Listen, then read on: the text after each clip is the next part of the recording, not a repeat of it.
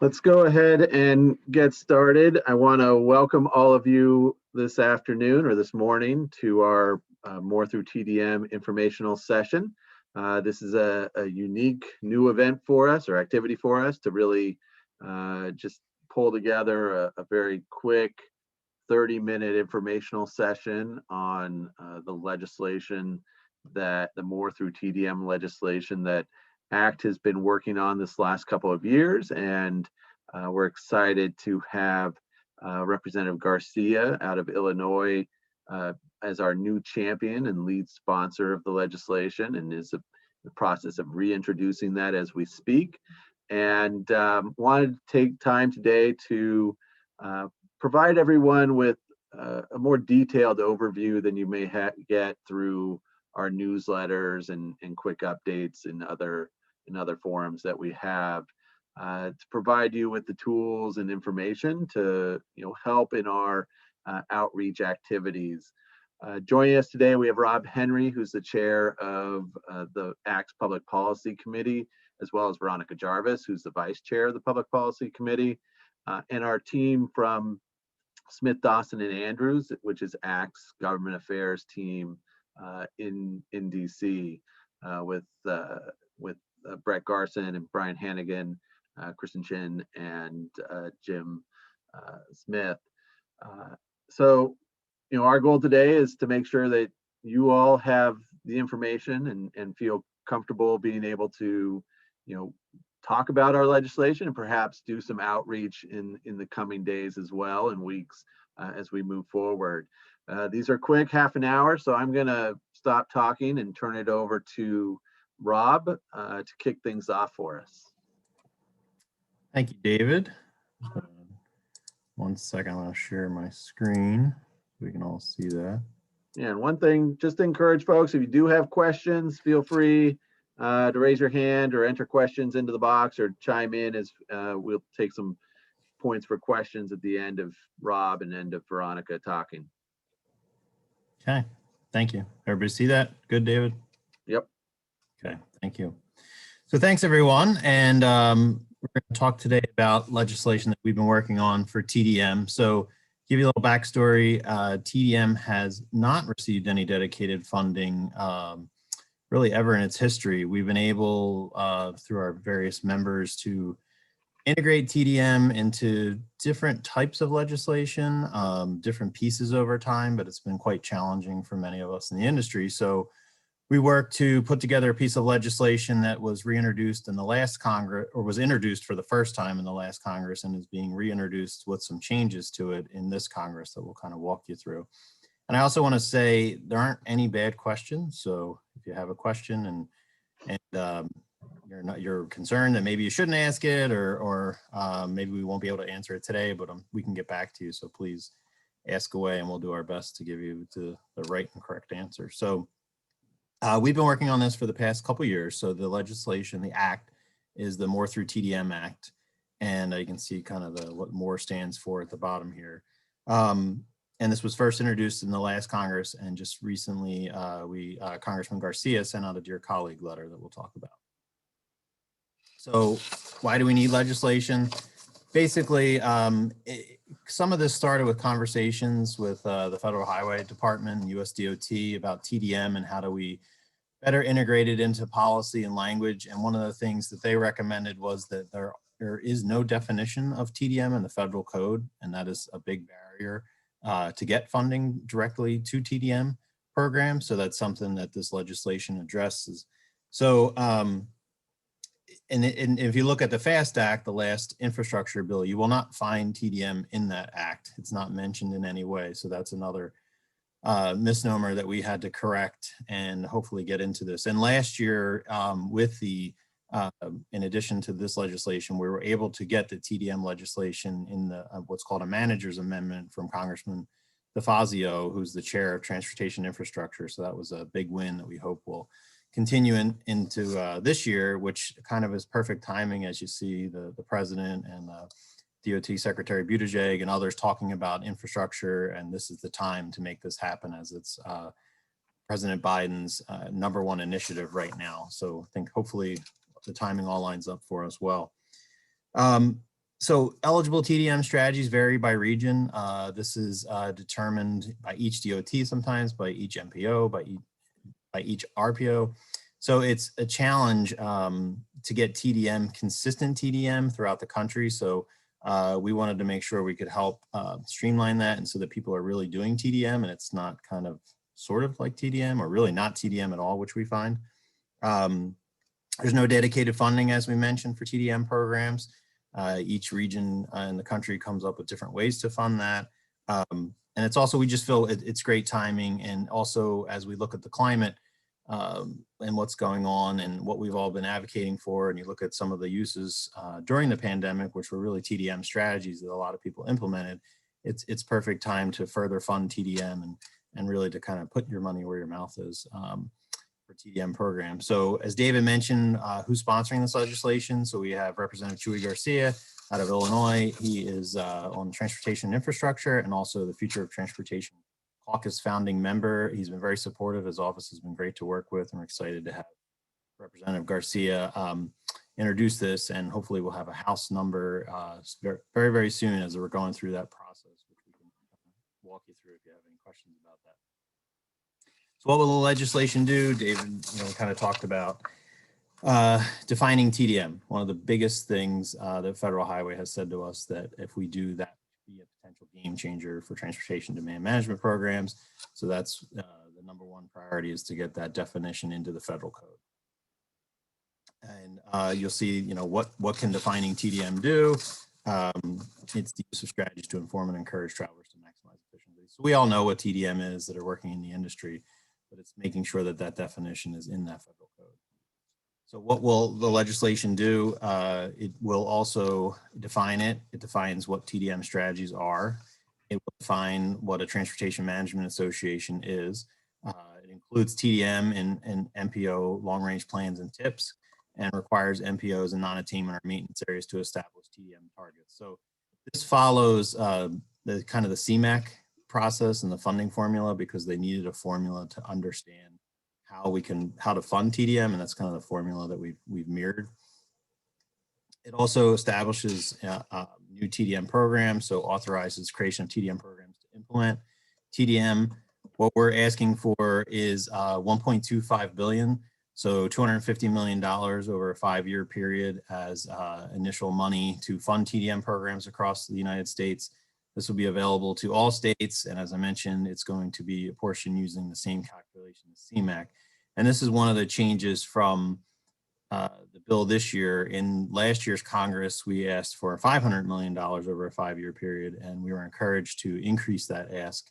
So we did do that and increased it to the $1.25 billion, which would be, we feel very strongly a dramatic game changer for TDM across the United States. So what are some eligible projects?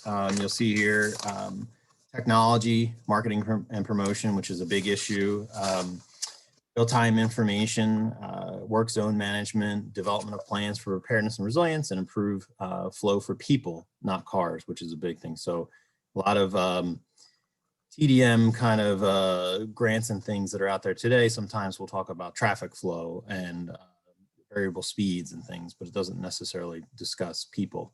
So it's an emphasis on that first, people first. And marketing promotion is a big one. This is something that a lot of our members struggle with to get funding for that. In a lot of ways, it can be ineligible under CMAQ. There's different portions that make it very challenging to promote that. So we're looking at this as that what we've been doing and putting money into that. So those are kind of some of the highlights that TDM will focus on. So eligible entities, TDM product and service providers, TDM associations, TMAs, TMOs, MPOs, RTAs. So all those that are currently doing TDM work, and maybe the MPOs create a grant program that they put out for TDM programming in their community. It may be that a state DOT would want to do that. It kind of all has to be, once it gets passed, then the next phase will be kind of working through how does that all get allocated and what does it look like across the United States. What we're asking them to do is to create state and national advisory committees. So these state advisory committees would have an emphasis on making sure that they are actually furthering TDM principles. that it's integrating public and private sector, and there's oversight over that TDM plan. So each state would have to develop a TDM plan. And then under the US DOT, we would have the similar concept where there would be an advisory committee, public-private partnerships, looking at how it works inside the different federal agencies. An example, as part of the climate report that was put out last year, TDM was an eligible recipient, and they were actually encouraging our legislation last year and our principles for helping to solve the climate problem in the United States. So there could be cross-pollination in other parts of the federal government as well, like EPA or HUD or others. So, and then there would be a report every 5 years on how these programs have been implemented and the success.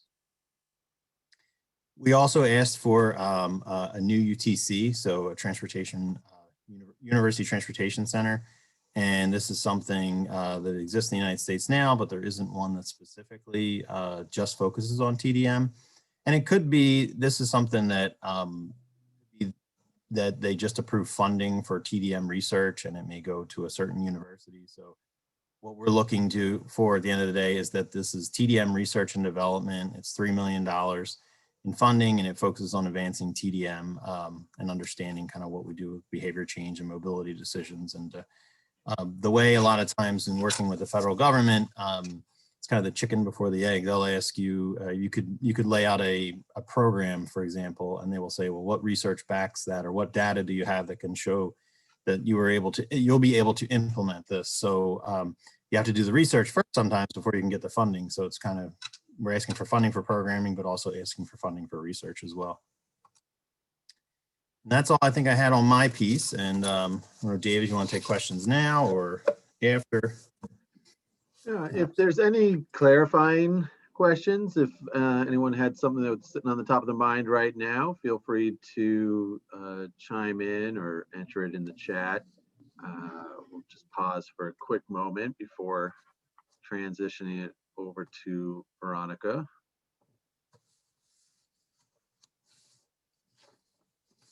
All righty. Veronica, we'll turn it over to you to talk about opportunities for outreach, education on that side. Sounds good. Let me get myself organized here. And all right, everyone can see? Great. So Veronica Jarvis, and I am going to tell you today about how to do effective outreach. And I'm the ACT Public Policy Committee Vice Chair, and how I came to maybe have a little experience in this realm was I worked for 2 governors in the state of Washington, and have had the opportunity to do a lot of outreach to legislators, Congress people, lots of community partners. And so I thought I'd at least share what's worked well for me. I will, of course, give the caveat that I'm always learning and looking forward to finding new ways to do outreach also. So my first tip is just rip the Band-Aid off and give direct contact a try. So particularly right now, we're trying to reach out to our Congress people to get their support on the More Through TDM Act. So in this case, just send an email, do a phone call, request a meeting, any of the above. If you happen to know somebody who works in a congressperson's office, if you happen to know a congressperson, just use those great connections and reach out. And if that's something that feels a little scary or like something you've never done before, that's a great opportunity to engage some of your local partners. Let's say you want to have a meeting with your transit organization and your congressperson and say, hey, we'd like to update you on some of the things we're doing locally and have a check-in. So that's a way to leverage some of your partners and also build those relationships locally with some of your partners, which is always a good thing. And if they do offer you a meeting, which is a great opportunity, with either staff or the congressperson, do your best you can to take that meeting and be accommodating to their time, because congresspeople are super busy. So if you go back and forth a bunch of times with scheduling, sometimes you lose your shot. And I just encourage you to take it if you can, and definitely take meetings with staff, because staff often have more time and can engage a little more with you. So one of the things I think a lot of people talk about that they're not allowed to advocate for their organization. And I'm actually in that boat too. I can't technically lobby for specific legislation. But what I can do, and everyone can do, is educate their congresspeople about things that are going on locally and what acts like the More Through TDM Act, what that would do to TDM projects in your local community. And then at that point, I provide examples of some TDM projects that we're currently doing and say, yes, we could do more of those if something like the More Through TDM Act passed.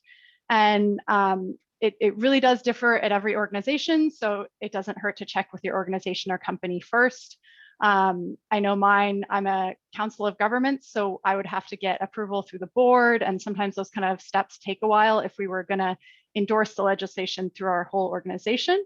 But you know, I'm part of the public policy committee, so I can reach out on behalf of the public policy committee, and I do happen to work for an MPO, so I'll share great information about our MPO at the same time. It's really just a great opportunity to talk to your congresspeople. And some of the terms I use, since it is kind of wishy-washy on what you can say, I say I'd like to make you aware of this act. I'm not saying, hey, can you please endorse? I'm saying I'd like you to make aware of this. I want to flag it for your attention. Here's some examples of how this could affect our region. I just wanted you to know. If you do happen to work for a private company and they don't have any limitations on what you can do, you should definitely contact your congressperson and tell them this is the best act they'll ever see and that they should endorse it and go for it and, you know, just have some fun with it. But for those of us that do have limitations, you can be a little more careful with your words. And if you need help with that, I know any of us on the public policy committee would be happy to help you out. So as far as your messaging with a congressperson or their staff, if you get the opportunity to have a meeting, really just do your best to keep it simple. The meetings are likely going to be 15 minutes. And so that's a really short amount of time to try and convey what you're trying to get through. So really just keep it simple, high level. Make sure to have a few asks if you have asks, or 3 points you want to get to. Just really very high level, define your acronyms, because I always assume that everyone knows TDM because it's such a great industry, but they don't. And it's good to say it a couple times through a presentation. And if you don't know exactly what to present, I recently met with my local congresswoman, and I'd never presented to a congressperson on Zoom. And I said, hey, staff, what are other people doing? I don't know, should I try and do a presentation with a PowerPoint? Should I just keep it simple with a conversation? And the staff was super helpful and responsive and saying that, yeah, everybody's mostly just been doing quick conversations because 15 minutes after you get through introducing yourselves, it's really not much time. So doing your best to keep it short. If you do have some other information you'd like to provide them, and it's a great idea to send information in advance, or you could send some data in advance if there's something you want to mention as part of your presentation. Because one thing I will say about congresspeople, elected officials, they have wonderful staff that do their best to prepare the elected official and will share what's necessary with them. And then the staff also have very good, they'll read your documents. So someone will read it if you send it. I would like to think anyways. And then one more thing to mention is it's okay not to know everything. While you are representing your organization in a way, if you don't know the answer to something, or if you don't know enough about the More Through TDM Act, after you've just talked about it, say, you know what, I'm going to have to get back to you on that. I don't know that specific detail right now. So make sure not to make something up and just say, I'll get back to you on that with more details. That's always okay to do. And then moving on. And as part of your presentation, if you're able to provide a personal story or example of something that's happening in your region, those are really great to stick with the congresspeople. Because if I say, hey, we're doing this More Through TDM Act, my local community is doing a really cool project on teleworking, and we're focusing on a specific area of our a city.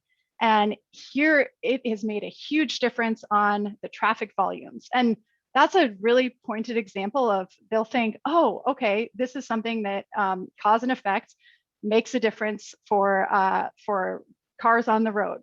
And a lot of times when elected officials give speeches or provide do floor speeches, things like that, or do speeches in their local communities, it's great for them to have those local examples. So I always used to look for those when I did outreach for governors, and I know I always like to provide those. So personal stories or examples, anything like that is really useful.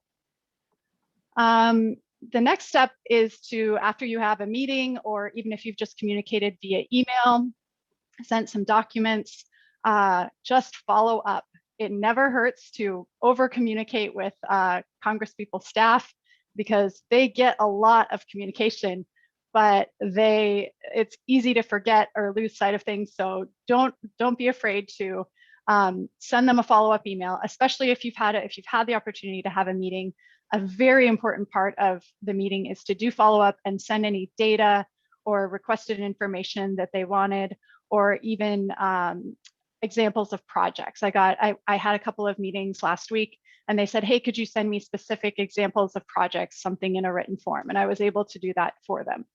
And then I also asked in that follow-up email, who would be the best person on your staff for me to communicate with long-term? So I have a good contact in the congressperson's office, and then we know who the most current staffer is. Congressional staffers do happen to change quite a bit. So additionally, as part of that email, I like to offer myself as a resource and say, I'm happy to keep in touch. And then if your organization has events you want to invite the congressperson to, or if you want to send them your annual report, or send them final reports of projects you've done, that kind of continued follow-up helps to establish good relationships with the congressperson. So if their staff does want information on something in the future, they know, hey, I can talk to this person who seems to know and be well connected in the community. So that's a really good opportunity to just leverage your relationships long term. And then finally, if you've just never done any of this before and it's all too much, feel free to ask for help. And if you have specific situations where you're just not sure how to help or how to move forward, feel free to reach out to any of us. Me or Rob have done a good amount of outreach ourselves, and Brett and Brian from SDA have been super helpful. Just last week, I called Brett and asked him a bunch of stupid questions, and he was very patient and sweet with me. And so I just really encourage you to ask other people if you need help, because it can be a little intimidating your first times doing some of these things. So just ask for the help. And I think with that, I'm happy to take some questions, me or Rob.